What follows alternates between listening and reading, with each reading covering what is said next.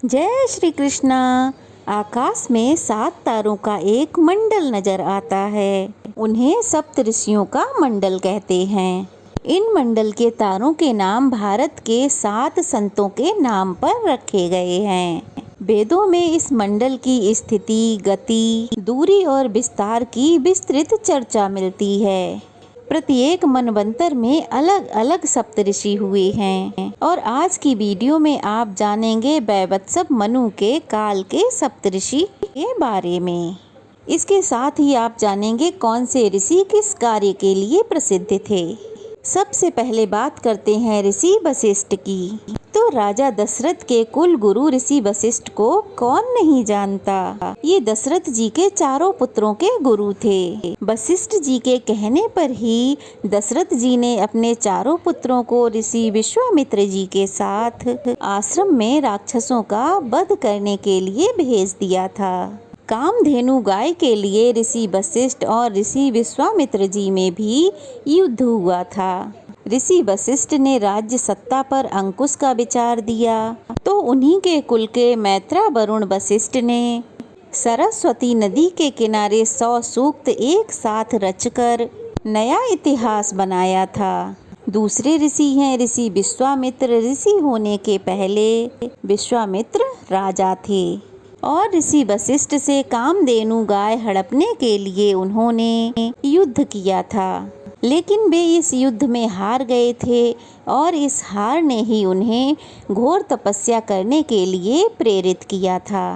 ऋषि विश्वामित्र की तपस्या और मेनका द्वारा उनकी तपस्या भंग करने की कथा सभी जानते हैं। ऋषि विश्वामित्र ने अपनी तपस्या के बल पर ही सशंखु को सशरीर स्वर्ग भेज दिया था, लेकिन स्वर्ग में उन्हें जगह नहीं मिली तो विश्वामित्र ने एक नए स्वर्ग की ही रचना कर डाली थी।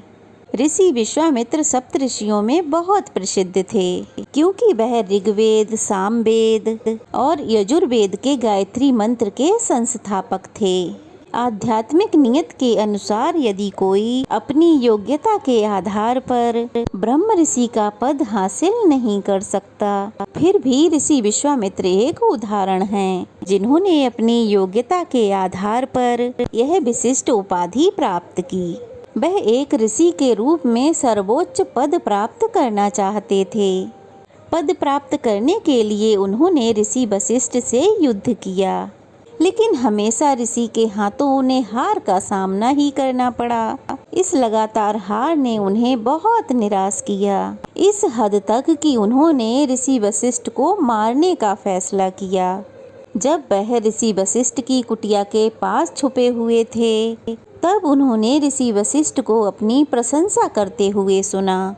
उनका कट्टर प्रतिद्वंदी उन्हें पीठ पीछे सम्मान दे रहा है, उनकी प्रशंसा कर रहा है, उन्हें सम्मान दे रहा है। यह जानकर उनका मन बदल गया और उन्होंने ऋषि वशिष्ठ के सामने आत्मसमर्पण कर दिया। ऋषि वशिष्ठ ने उन्हें क्षमा कर दिया और विश्वामित्र जी को भगवान की आराधना के लिए प्रेरित किया। हजारों वर्षों की तपस्या के बाद श्री ब्रह्मा जी ने ऋषि वशिष्ठ की सहमति से भी उन्हें ब्रह्म ऋषि की उपाधि प्रदान की। भरद्वाज ऋषि वैदिक काल के सबसे महान ऋषियों में से एक हैं और ऋषि अंगिरस के वंशज भी हैं। उनके पिता देवर्षि बृहस्पति हैं। ऋषि भरद्वाज आयुर्वेद के रचयिता हैं और वह गुरु द्रोणाचार्य के पिता हैं। वह देवास्त्र, देवी देवताओं के हथियार सहित उन्नत शैल्य कलाओं में निपुण थे। उनकी पत्नी का नाम सुशीला और उनकी दैवर्ण नामक पुत्री और गर्ग पुत्र थे। द्रोणाचार्य पांडवों और कौरवों के गुरु भी थे। कश्यप ऋषि मरीचि के पुत्र और ब्रह्मा जी के पोते हैं। वह देवता, असुर, नाग, गरुण, वामन, अग्नि, आदित्य, दैत्य, अर्यमन, मित्र, पूषा, वरुण और समस्त मानवता के पिता थे। वह कश्यप संहिता के लेखक थे जो आयुर्वेदिक बाल चिकित्सक, स्त्री रोग और प्रसूति विज्ञान के क्षेत्र में शास्त्रीय संदर्भ पुस्तक है।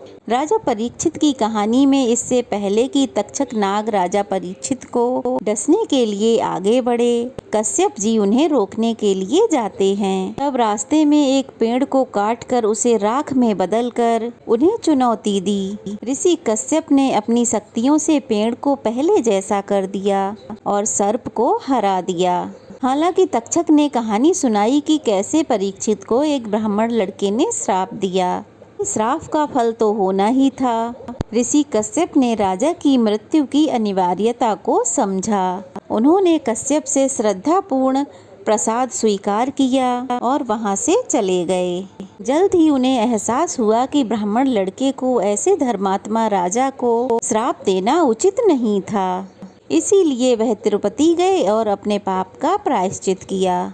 ऋषि जमदग्नि का जन्म 7वें अर्थात वर्तमान मनवंतर में 7 भृगु के प्रसिद्ध वंश में हुआ था।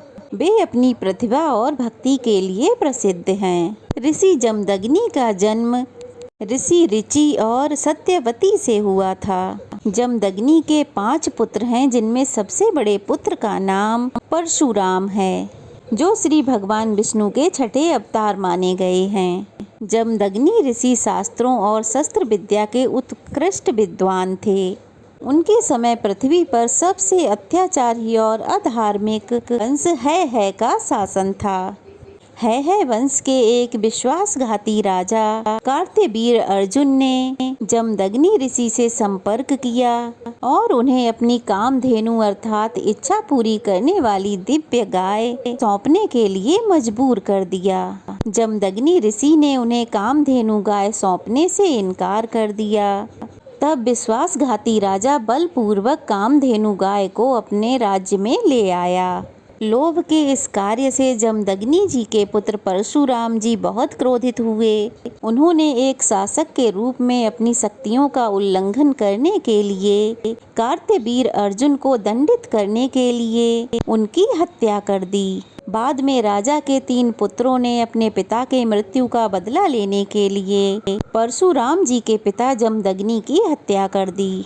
उन्होंने पहले जमदग्नि पर 21 बार किए और फिर उनका सिर काट डाला और कटा हुआ सिर लेकर चले गए। फिर से क्रोधित होकर परशुराम जी ने उन तीनों भाइयों को मार डाला। फिर अपने पिता का सिर दाह संस्कार के लिए ले आए और अंततः अपने पिता की हत्या के बाद से उन्होंने 21 पीढ़ियों के लिए दुनिया भर में क्षत्रिय अर्थात वेदों के अनुसार योद्धा वर्ग का संहार कर दिया। उन्होंने क्षत्रियों के साथ 21 बार युद्ध किया और 21 बार क्षत्रियों को धरती से नष्ट कर दिया। ऋषि गौतम वैदिक युग में सप्त ऋषियों में से एक थे। वे वेदों के संस्कृत भजनों की खोज के लिए प्रसिद्ध हैं। वह राहुगढ़ के पुत्र थे। उनका विवाह अहिल्या से हुआ था और उनके 2 पुत्र वामदेव और नोधस थे। ऋक और साम वैदिक मंत्र ऋषि गौतम द्वारा ही रचित हैं। वह कानून पर शुरुआती लेखकों में से एक हैं। उन्होंने गौतम धर्म सूत्र भी लिखा। उनके पुत्र भी वेद मंत्रों के प्रसिद्ध खोजकर्ता थे। रामायण अर्थात त्रेता युग और महाभारत द्वापर युग में ऋषि गौतम का उल्लेख मिलता है कि वे इन 2 युगों के दौरान रहते थे और वह गौतम गोत्र के पूर्वज भी हैं। अत्रि ऋषि श्री ब्रह्मा जी के मानस पुत्र हैं। ऋषि अत्रि को पवित्र मंत्रों के महान खोजकर्ता के रूप में सम्मानित किया जाता है। वह 2 ग्रंथों अत्रि संगीता और अत्रि स्मृति के रचयिता भी हैं। एक महान तपस्वी वे हैं जो त्रिदेवों अर्थात श्री ब्रह्मा, विष्णु और शंकर जी को अपने पुत्र के रूप में पाना चाहते थे। उन्होंने ब्रह्मा, विष्णु और शंकर जी को अपने पुत्रों के रूप में पाने के लिए कुल पर्वत पर घोर तपस्या की। उनकी तपस्या से बहुत अधिक गर्मी पैदा हुई, जिससे पूरा संसार जलने लगा। त्रिदेव उनकी भक्ति से प्रसन्न हुए और उनके पुत्र के रूप में जन्म लिया, जिनके नाम दत्तात्रेय, चंद्ररात्रि और कृष्णंतरी थे। उनकी पत्नी अनुसुईया थीं, जो सतीत्व और पति के प्रति निष्ठा के लिए जगत प्रसिद्ध थीं।